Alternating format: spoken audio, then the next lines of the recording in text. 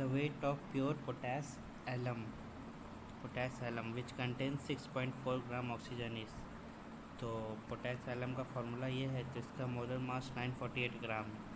तो हम लोग देख रहे हैं कि 948 ग्राम में 40 मतलब 40 ऑक्सीजन है, तो 40 इंटू 16 640 ग्राम ऑक्सीजन है। तो 1 ग्राम ऑक्सीजन में इतना पोटेश एलम होगा, तो 6.4 ग्राम ऑक्सीजन में इतना पोटेश एलम होगा 9.48 ग्राम। यूनिटरी मेथड लगा।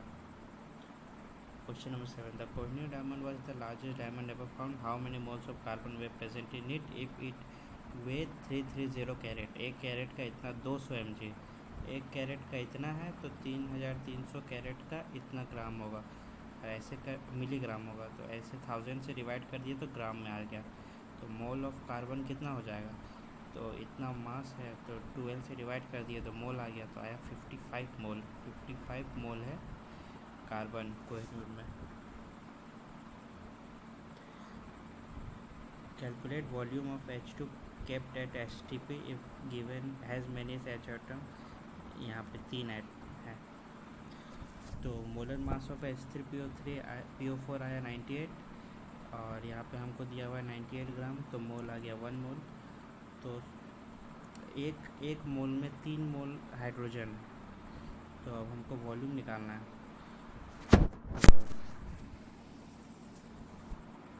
मोल्स ऑफ H2 हो जाएगा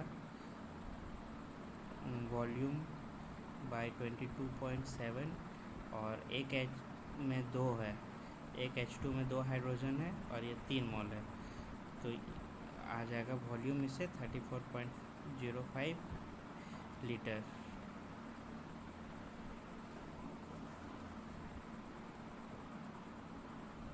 मोल्स हमको वॉल्यूम दिया हुआ है, मतलब 22.7 H2 निकालना है। H एटम, इसमें H एटम आ रहा है, इसमें H2 है, तो 2 से डिवाइड इंटू करेंगे और मोल 3 है, तो ये वॉल्यूम इंटू 2/22.7 करेंगे तो आ जाएगा मोल।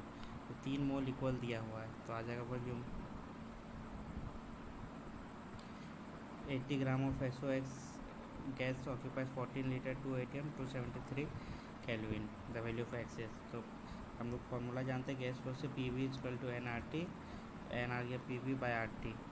तो मोल निकालना होगा तो 80 ग्राम वेट दिया हुआ है और ये मॉलिकुलर वेट निकालना है SOx का, तो x नहीं पता है तो 16 इंटू एक्स कर देंगे और ये आ जाएगा 14। ये वाला PV और RT का वैल्यू डालेंगे तो मॉलिकुलर वेट आ रहा है यहाँ से 64, तो SOx करेंगे तो x आ जाएगा 32 प्लस x इंटू 16 करेंगे 64।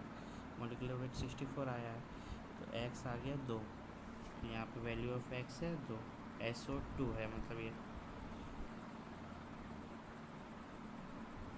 40 mg of gaseous substance occupy 4.8 ml of volume at 1 ATM 27 degree Celsius दिया हुआ, तो पहले केल्विन में चेंज करेंगे, 273 से ऐड करके तो 300 केल्विन हो गया, और यहाँ पे mg में था तो ग्राम में चेंज किए और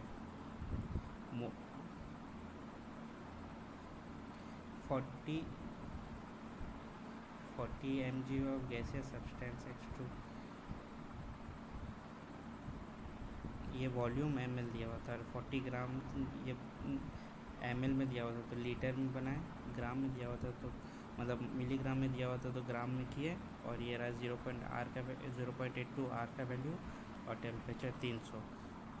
तो यह मॉलिकुलर वेट आ गया 205, या इंटू 205 है, तो मॉलिकुलर वेट 205 आ गया और H2 है मॉलिकुलर वेट है, तो एटॉमिक मास 2 से H2 है का 205 है, तो X का हो जाएगा 205/2 102.5, तो आ गया एटॉमिक वेट, यही निकालना था।